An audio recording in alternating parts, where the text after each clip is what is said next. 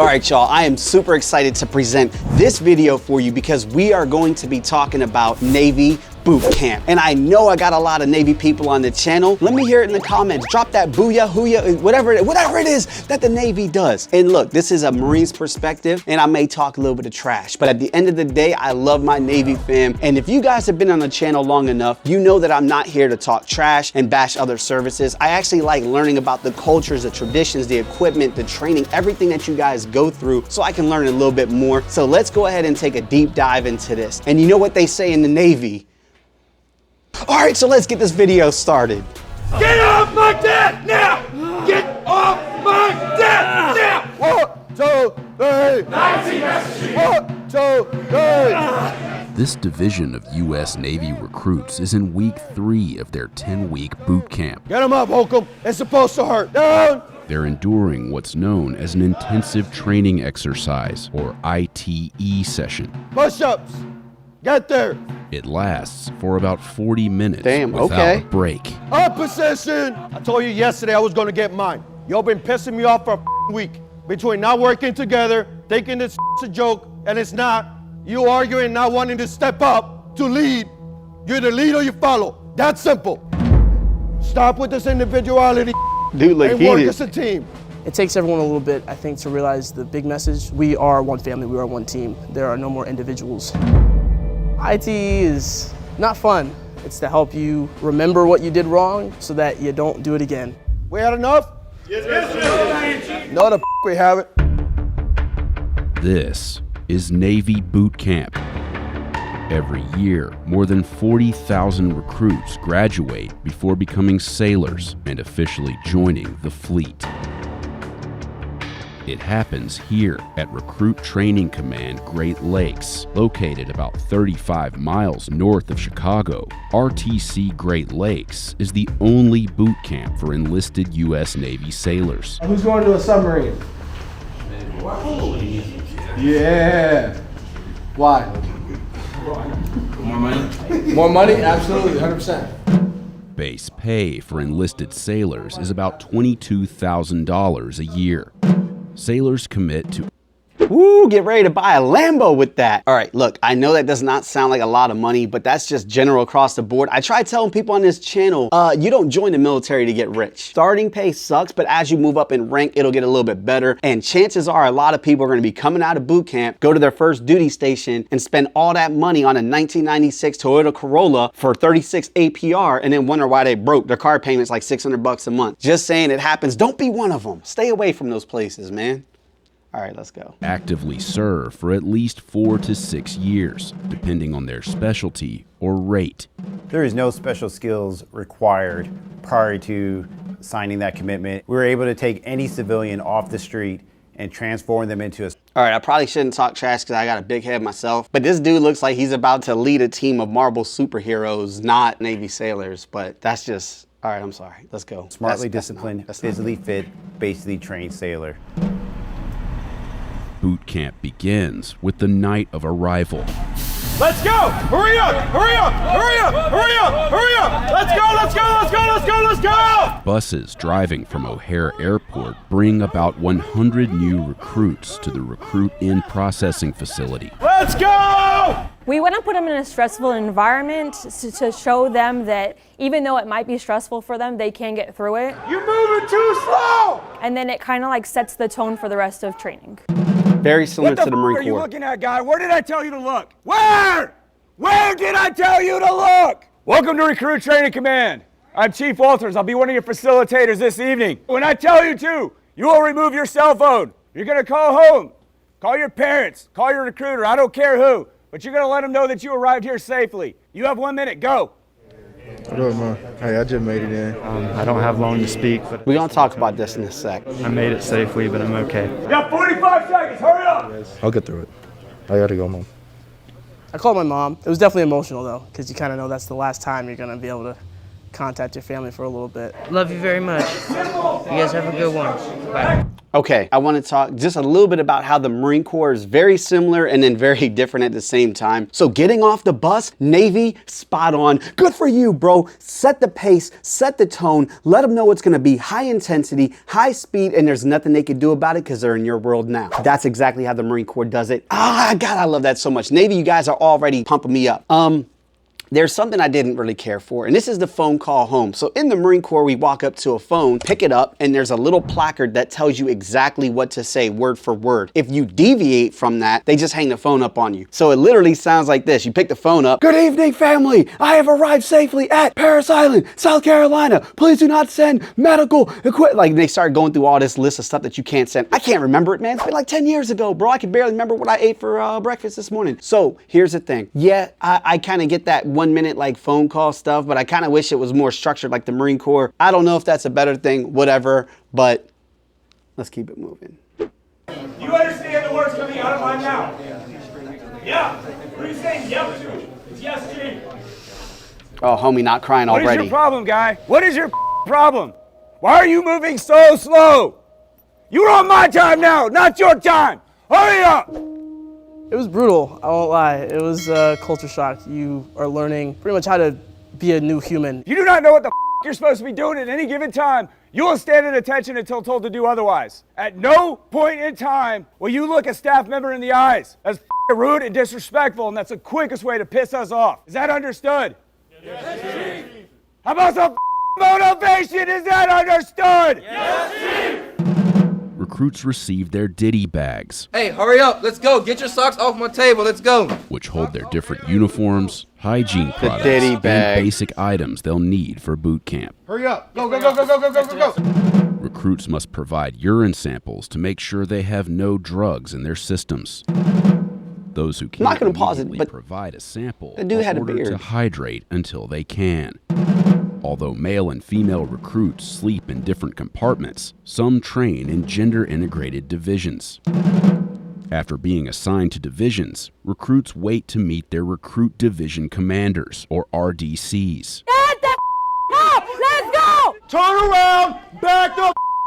Signified by their red shoulder cords, these RDCs will be with the division until they graduate from boot camp. Did we say you could talk? They want to be here to be sailors. So that's our job, to train them, to help them get there. Why are we so slow? Hey, you, isn't he taller than you? Yes, Chief, no, Chief, aye, Chief. We're not their friends. We're here to make them sailors. Why are you looking at recruit? Do I owe you anything? You want them to be uncomfortable, right? You want to get them out of their comfort zone. Boot camp is hard, but when you go out to the fleet, if you make a mistake, you're going to kill somebody, right? Now his lives are at stake. So we want them to understand that the bigger picture. Male recruits have to shape. All right, I don't want to get into the gender stuff because that's way too complex and we don't got enough time, but let me know in the comments what your experience was if you did train in an integrated environment, meaning male, female together, because when I was in the Marine Corps, everything was separated, male, female, and that's it. We only had one training session with the female platoon and it was brutal. We ended up carrying their gear the whole time and then we got treated even worse because there were females around, so that sucks. And this sucks to be getting chewed out by this female drill instructor. I don't know why, but it always just sucks so much worse. I feel like the women know how to cut deeper. My buddy got yelled at by a female drill instructor one time. For me, it was the funniest thing ever. For him, it was completely embarrassing. But yeah, good times. Let's keep it moving. Haircuts. Their heads.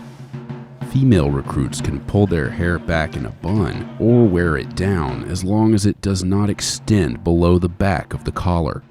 The new recruits pay their first visit to the galley, where they eat in silence and stare straight ahead until they're dismissed. Table 8, get up and get out. Same as the Marine Corps. They'll need their strength for their first test of boot camp.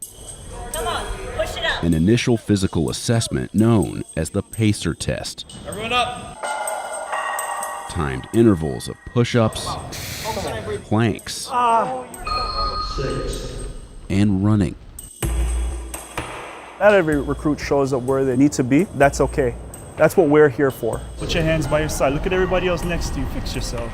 If we identify individuals that are struggling, then we can curtail the training to make sure everyone's on a level playing field to be successul. 2 minutes. Recruits have 2 chances to pass the test. 0226. If they fail, they're recycled into another division where they'll keep trying until they can move forward. Oh, that sucks. In week 1, recruits are tested on their ability to swim. God forbid you're in that abandoned ship scenario where you do have to leave the safety of your ship. The Navy has deemed that we need to be able to implement a swim qualification to ensure your safety and the safety of your shipmates. Everyone in the Navy has to have a third-class swim qualification. The third-class qualification consists of stepping from an elevated platform,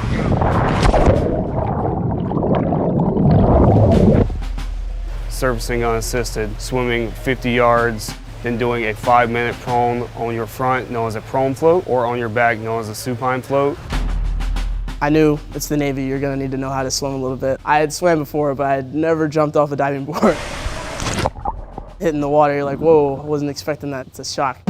But not all recruits are ready to take the leap.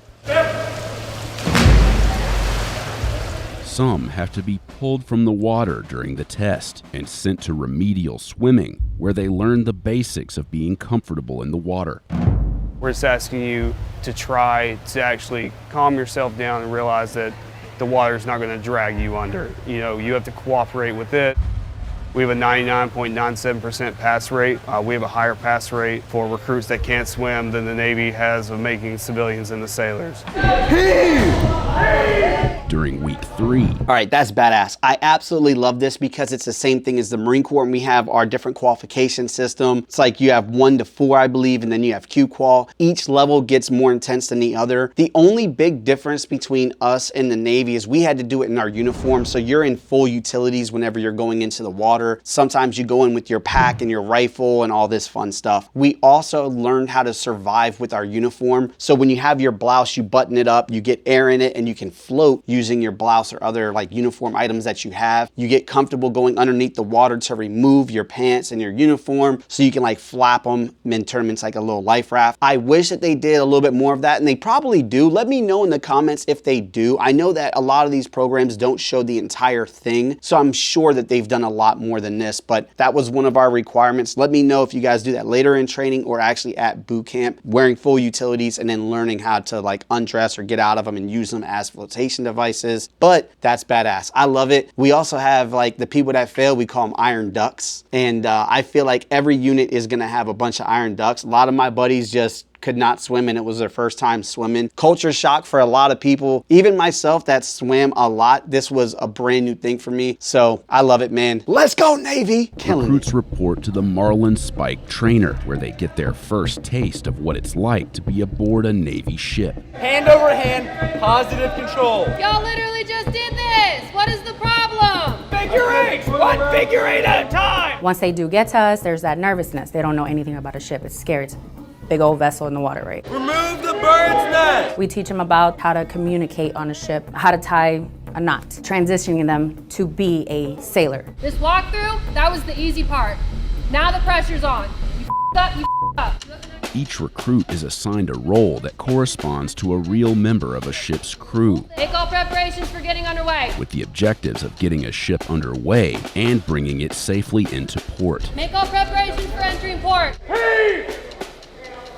So at the bridge at the very top, you have the boatswain's mate, and then we have our bridge phone talker. Mine's 3 and 4. Singled up, bridge eye. They're gonna be having comms with the other 3 phone talking stations down on the actual ship. Attention on deck, attention on pier. And the petty officers in charge relay that message to the line captain. Fake down line going inboard. Fake down line going inboard. Line captains have that script saying, single up all lines, take in all lines. Double up all lines high. Who the is talking? It's loud, it's chaotic, it's hectic. Because when they're on the actual ship, when they have actual waves moving that ship, they need to be calm, cool, and collected and resort back to their training. When I say prepare heaving line for heaving, that's when he comes over here. You're gonna hold this so he can tie the knot. It's all about communication as well as following all the safety precautions. Anything that can get you injured, you need to make sure you're aware of what that is, make sure your teammates aren't doing it either. Watch your feet, watch your feet, watch your feet. Just standing there, they can be injured. somebody can go overboard. Somebody can trip up on a line. Take it from myself, because I've eaten complete crap before, like falling on the deck of a ship, and it was not fun. 1, 2, 3. Remove figure eights and round turn. Take figure eights off and then round turn. Move to safety zone. But seamanship starts in the classroom. What's advance mean? Stop. Okay, next. What's next? Single up all lines. Forecastle eye. All stations, single up all lines. All stations, bridge.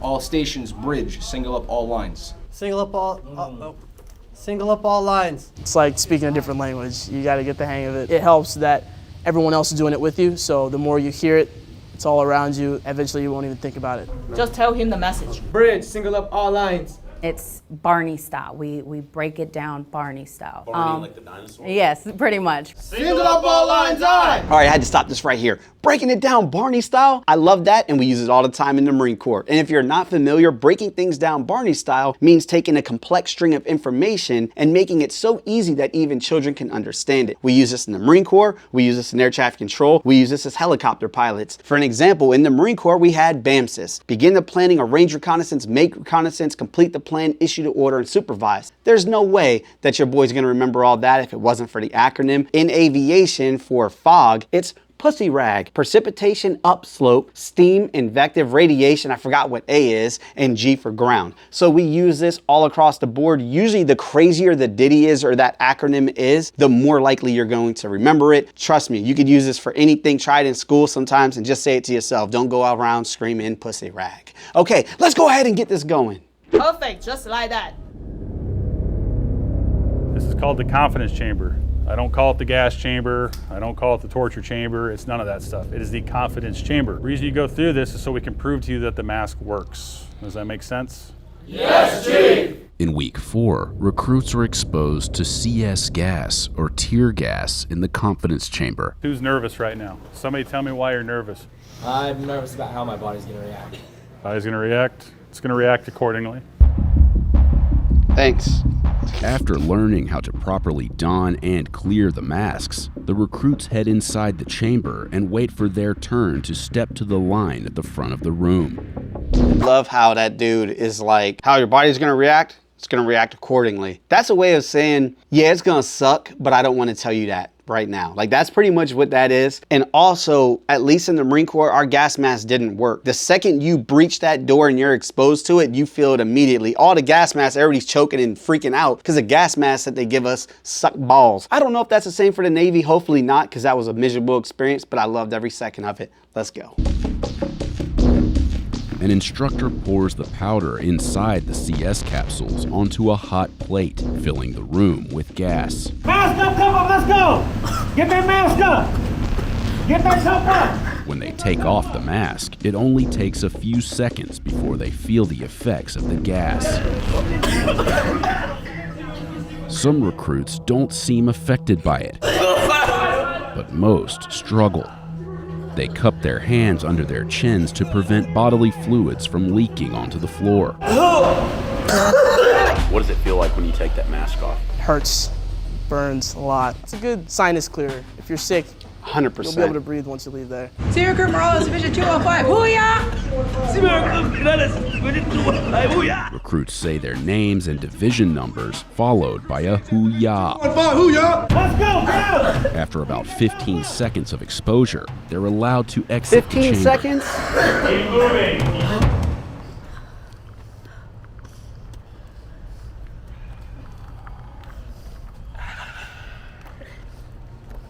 It definitely wasn't fun. Definitely wouldn't, sign up to do it again, but it wasn't as bad as I thought it was gonna be. Oh yeah, easy day. Yo, man, where y'all at? Where my man, yo, man? I know that dude did not just spit on the deck like that.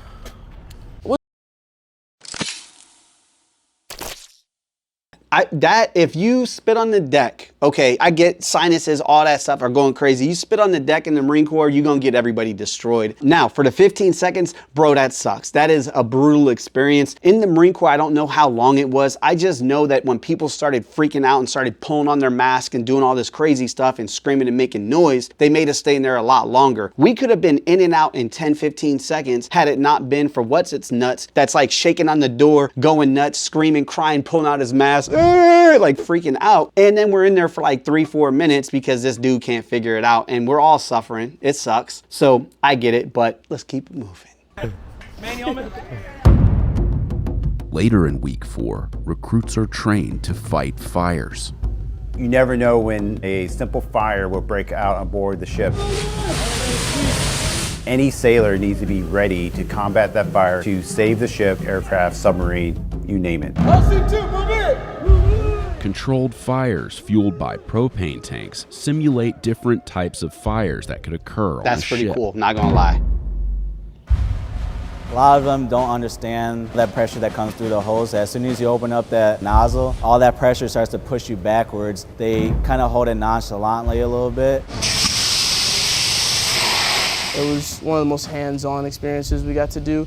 Part of the teamwork that helps you realize that there's going to be points where your life is going to be in the hands of another person. It's important to pay attention because if you're not doing things correctly, you're putting someone else in danger. Recruits trained to safely fire the M9, let's Beretta go. pistol, I had an M9 too.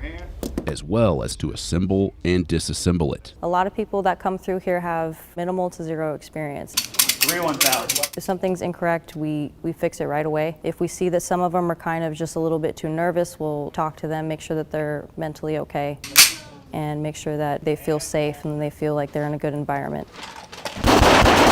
Why should Navy sailors need to be qualified to shoot weapons? I would say most typically on watch. That's when we have to stand watch and provide some sort of security. If someone steps on board a vessel, anything seems kind of weird, kind of sketchy, then we would have to employ that weapon if things start to escalate. All right, we had to stop this right here because you know that we love firearms. This is a firearm channel too, and I love the Beretta M9. That is a military staple, a classic. However, I think they went to the 320s. They picked up that SIG contract. I'm not 100%. Let me know in the comments below if you guys know what they switched to or if they're still using the M9s. Love this. This is so much more intense, especially for the disassembly and reassembly of it than we do in the Marine Corps concerning pistols. In the Marine Corps, we just do rifles, and then once you get to your unit, you could do pistol stuff later on. You can volunteer for it, or if your MOS or your job requires it, you'll go and get that training. It's like a one-day thing. It's not very intense. You shoot it like 25 yards. That's really it. But yeah, I kind of like that. So let's keep this thing moving.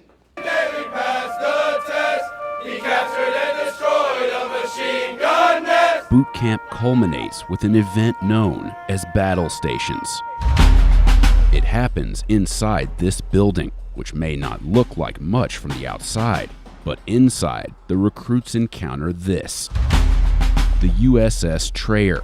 It's a 2/3 scale replica of a Navy destroyer ship designed and built by companies that created attractions for Walt Disney World. Good evening, division. Battle stations is an accumulation of every training Like the evolution Crucible in the Marine done Corps. throughout basic, mixed with a little bit of sleep deprivation. So I think it's the closest thing any of us are going to get to what being on a ship's like.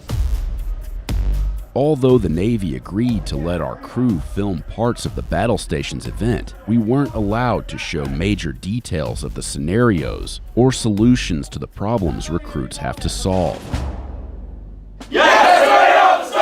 So it goes over 17 different scenarios, from firefighting to seamanship, first aid, so all of those combined into one special night. A special and long night. Recruits are not allowed to sleep during the event. Doors go. I do not. Who are you telling? I do not Are care. you telling me? Are you telling Petty Officer? Or are you telling your CLS? Tell the CLS!